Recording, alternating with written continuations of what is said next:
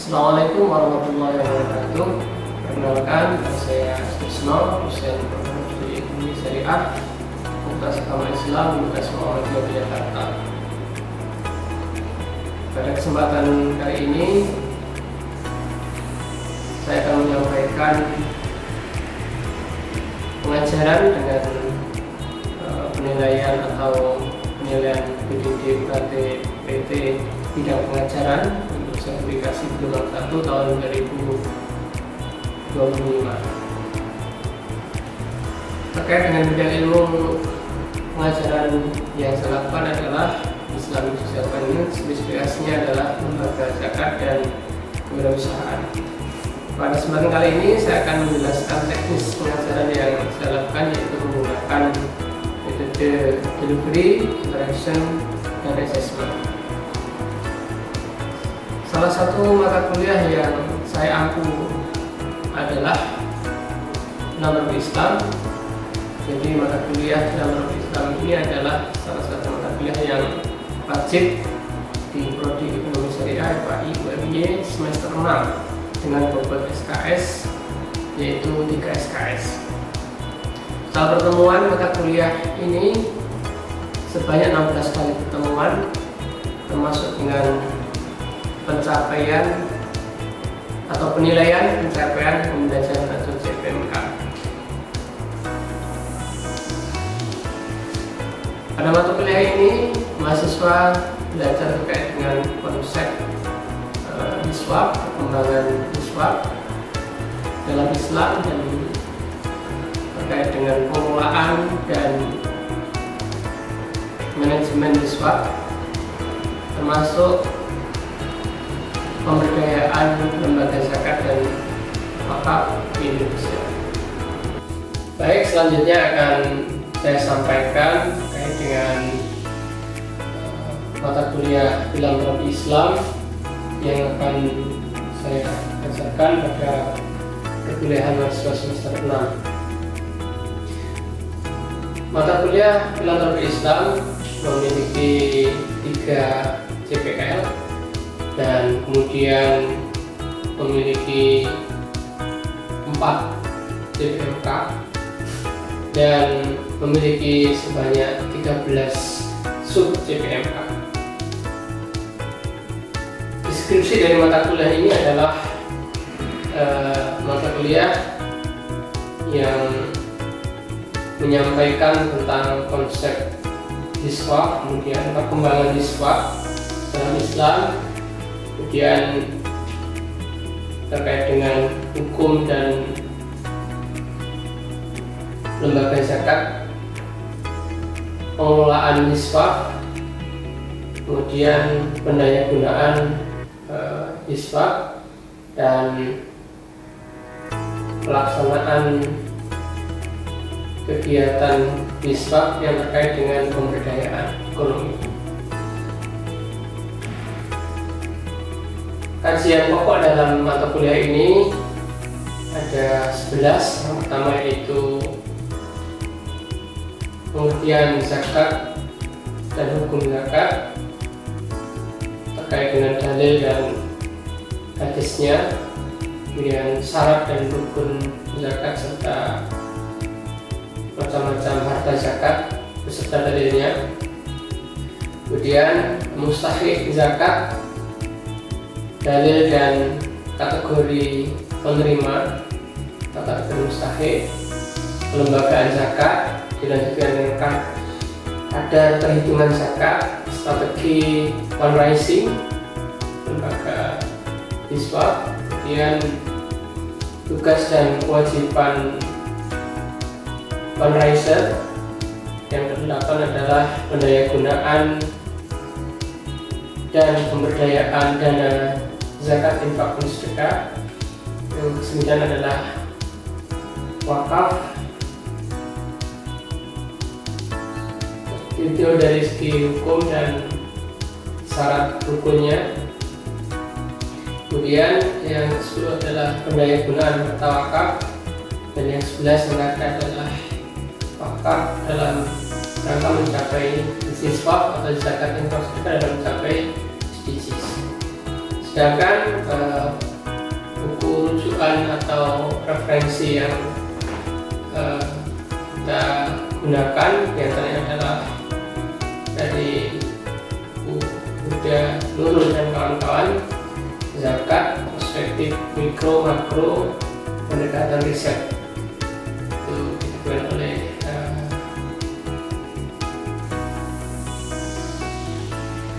Kencana ya, Kencana Jakarta. Dan juga ada dari Wiyudin, Manajemen Zakat di Indonesia. Itu juga yang sebagai materi dari hasil riset yang dilakukan oleh dosen, nyatanya ada Increasing the Role of Zakat Institution in Poverty Reduction dan Zakat Program Indonesia, dan juga yang buku yang sudah disusun oleh dosen, yaitu buku terkait dengan fundraising zakat. Baik, selanjutnya kuliah akan dilakukan melalui offline dan online, yaitu UMD ini ada sistem My Class yang itu memfasilitasi kegiatan seluruh kegiatan perkuliahan baik yang dilakukan secara offline maupun online. Perkuliahan ini ada 16 kali pertemuan, termasuk di dalamnya adalah penilaian capaian pembelajaran atau CPK.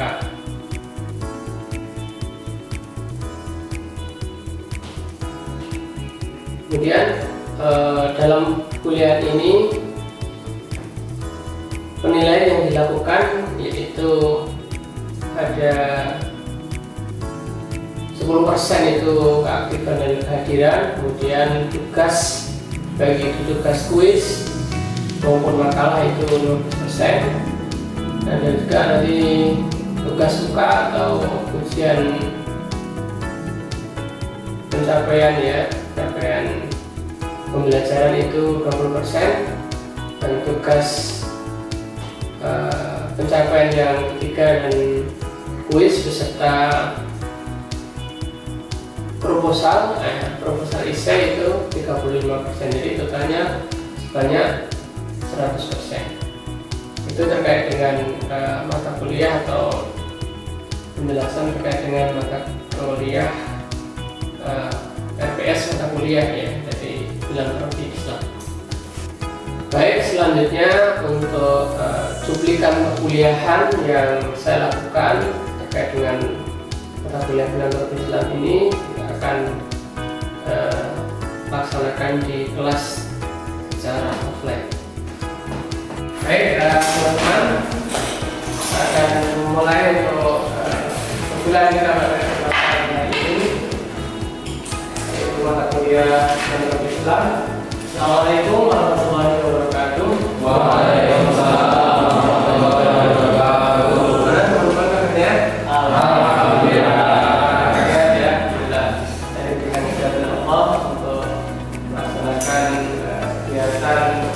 Dan kegiatan yang lain. Baik, teman-teman, sebelum perkuliahan kita mulai pada kesempatan kali ini, mari kita buka bersama dengan membaca basmalah. Bismillahirrahmanirrahim. Baik, terima kasih. Kemudian pertemuan kita yang ke-15 terkait dengan materi kuliah Filantropi Islam, yaitu terkait penggunaan zakat infak sedekah untuk mencapai SDGs. Oke, teman-teman sudah pernah mendengar istilah SDGs ya? Yaitu apa? Sustainable Development Goals. Sustainable Development Goals. Tapi sebenarnya sebelum munculnya SDGs ini pernah digulirkan oleh beberapa negara ini terkait dengan istilah Millennium Development Goal. Sebelum munculnya itu sekitar tahun 2000 sudah muncul istilah Millennium Development Goal. Tapi Millennium Development Goal ini dinilai gagal karena banyak program-program yang kurang realistis dan itu tidak bisa dicapai untuk peningkatan kesejahteraan atau untuk mencapai tujuan-tujuan SDGs itu sulit dilakukan. Sehingga pada tahun 2015 itu disepakati oleh PBB munculnya SDGs gitu ya, Sustainable Development Goals. Sampai ke SMA. Kalau di negara lain yang lebih maju bisa sampai perguruan tinggi, sehingga masing-masing negara memiliki keterbatasan dan pencapaian yang berbeda-beda. Dan ketika misalnya kesetaraan gender dan kebudayaan perempuan, kemudian menurunkan kematian anak dan ibu, kemudian mengurangi virus HIV/AIDS, malaria dan penyakit-penyakit menular yang lain. Kurang spesifik dan rasional. Adanya mobilisasi budaya yang mendukung atau kurang mendukung. Ini tadi seperti kita sampaikan ya, isu-isu masing-masing negara itu biasanya berbeda. Ada yang tadi misalnya keterbatasan pencapaian pendidikan ya. Kalau di Indonesia termasuk rendah dibandingkan dengan negara lain. Negara lain sudah sampai S1 atau perguruan tinggi, kita baru sampai ke tingkat SMP atau SMA. Oke. Nah ini tadi yang kita singgung sedikit terkait dengan munculnya SDGs. Nah SDGs ini dimunculkan oleh PBB tahun 2012 tepatnya, yaitu dengan target utamanya sebenarnya adalah masalah lingkungan, politik, ekonomi, ketatanan dan hukum, ketatanan negara dan hukum. Dalam jangka waktu berapa tahun? 15 tahun. Dan dalam jangka waktu 15 tahun itu ditargetkan mencapai masing-masing ini ya, jadi isu lingkungan, politik, ekonomi, ketatanan hukum dan ketatanan negara itu bisa tercapai. Tapi realitasnya seperti apa sekarang? Ya, mungkin tidak kita lihat kalau 2015 sampai sekarang 2025 berapa tahun? 10 tahun ya. Kurang 5 tahun lagi, apakah nanti bisa tercapai? Itu kita nanti akan cermati bersama lihat. Yang ketiga, kesejahteraan. Ya, pencapaiannya kesejahteraan. Yang keempat, pendidikan yang memadai. Yang kelima, kesetaraan gender. Yang keenam, air dan sanitasi yang bersih, gitu ya. Yang ketujuh, apa? Energi baik, energi yang terbarukan, gitu ya. Terus pertumbuhan ekonomi yang tinggi, kemudian terkait dengan infrastruktur dan seterusnya sampai ke yang ke-17 itu adalah apa? Yang ke-17 apa? 17 partnership for the goals. Artinya partnership for the goals itu sudah mengakomodasi semua tujuan dari 16 tujuan SDGs ini. Nah, kira-kira kalau di tempat kita teman-teman yang mungkin masih sulit dicapai di bagian tujuan yang mana? Dari sini. 1, 2, 1, 5, 4. Apa semua? Kayaknya sepertinya semua ya. Ya. Ya mungkin ada yang tercapai sebagian, tapi kalau harus tercapai goal dalam target itu zero poverty itu sampai sekarang belum bisa. Di negara manapun belum ada. Kecuali yang dulu pernah kita baca di sejarah salah satu khalifah siapa namanya? Siapa? Bukan. Pada pemerintahan siapa?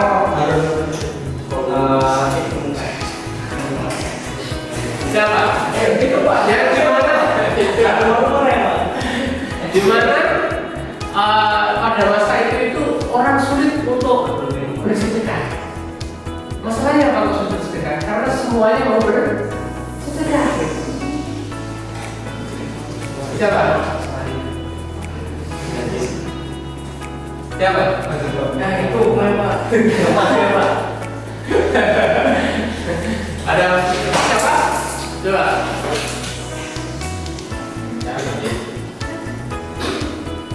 Ada narasi?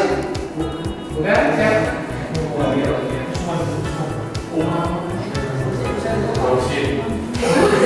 Nah, coba sekarang teman-teman coba masing-masing membuka gadgetnya ya untuk mengklarifikasi informasi ini dan informasi yang selama ini kita dengar itu salah.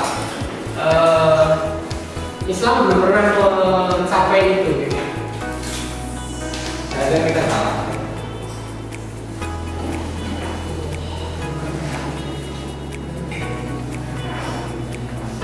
Yang mana kalimatnya?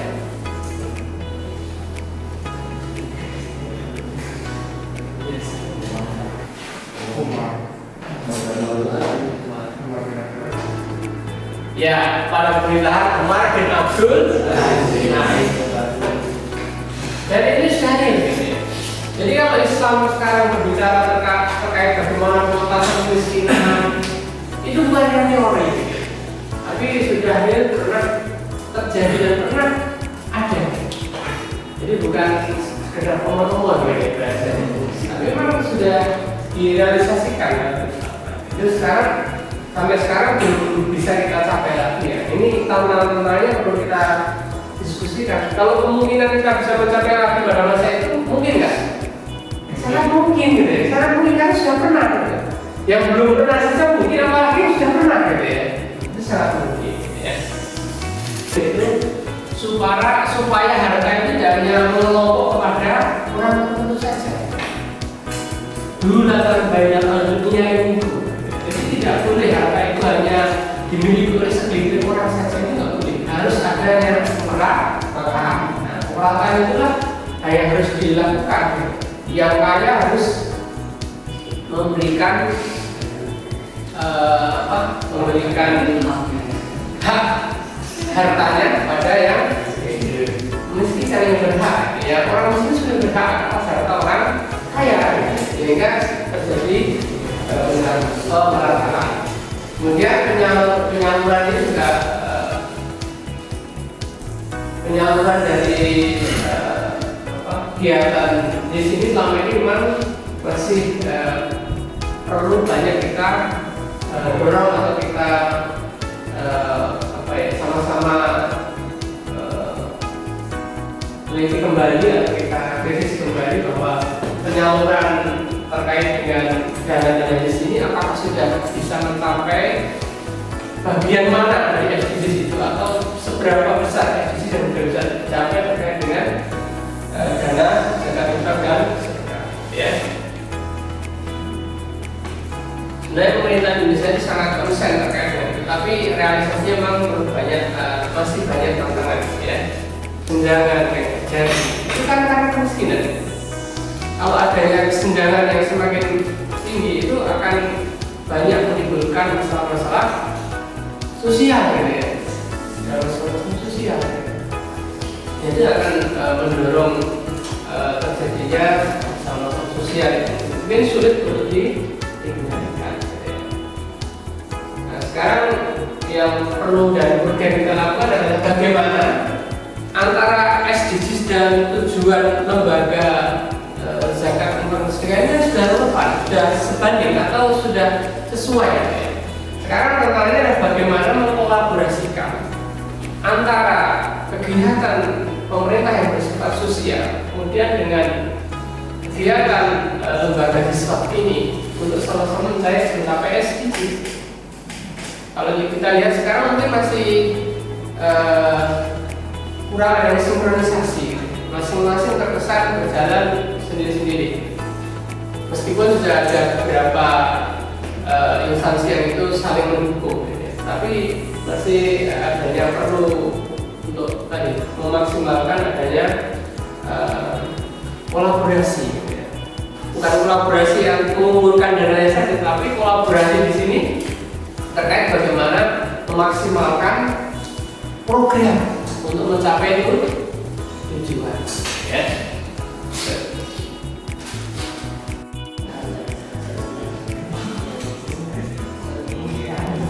Kami menyoroti yang tujuan pertama tadi Ya, kemiskinan itu.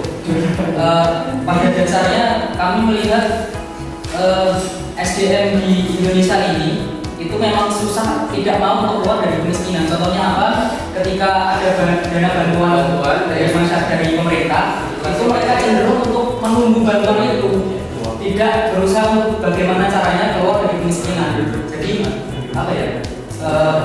Mengharapkan bantuan saja tanpa berusaha keluar dari baik. Nah, ini bagus sekali ya. Selain itu kondisi nyata di kehidupan kita. Kadang-kadang kalau ada bantuan itu masing-masing orang itu mengaku miskin, gitu. Ingin mengaku miskin dan terlalu nyaman dengan tangan sebelumnya ke atas, sehingga yang tadi yang terjadi adalah mengharapkan bantuan.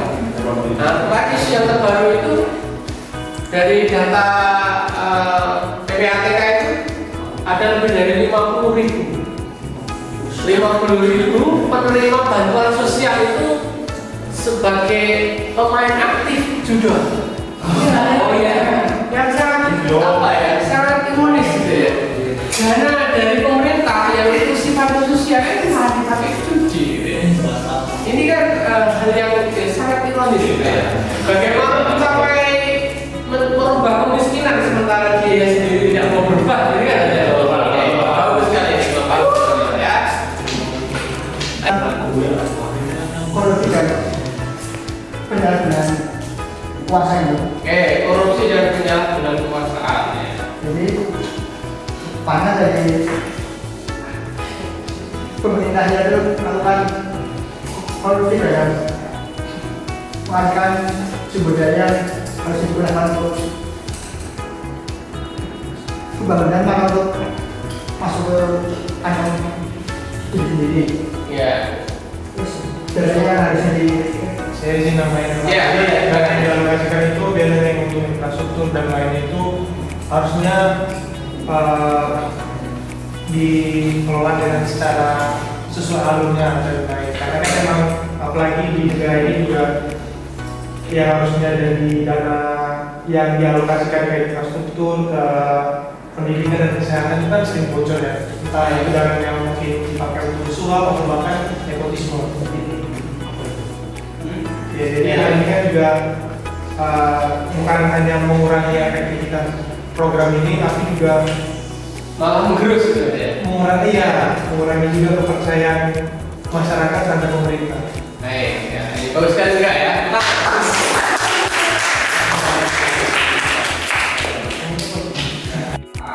SDGs ini sudah tercapai, yang sebenarnya belum bisa dicapai, tapi tentu dengan ya tadi kita adanya kolaborasi antara ya semua lembaga yang ada, baik lembaga pemerintah maupun swasta gitu ya, lembaga sosial. Nah itu untuk kalau berkolaborasi bisa mencapai SDGs, sehingga pencapaian SDGs bisa kita peroleh ya. Nah mungkin itu sekilas terkait dengan bagaimana pencapaian lembaga zakat atau lembaga wakaf itu bersama-sama berkolaborasi untuk mencapai. Kira-kira bisa nggak kita mencapai? Bisa. Kalau itu dimaksimalkan dengan seperti pada waktu pemerintahnya Muhammad Abdul. Nah bisa, tapi harus bisa apa ya, persis sama dengan pemerintahan itu. Mungkin itu teman-teman untuk yang tugas di My Class sebagai sistem pembelajaran kita di My Class. Itu nanti yang pertemuan 15 ini silakan absensi. Pertemuan 15 absensi dan kemudian mengerjakan tugas selanjutan dari tadi materi yang kita diskusikan. Jika merasa cukup, kita akan sama-sama akhiri sidang kita pada kali ini dengan sama-sama membaca.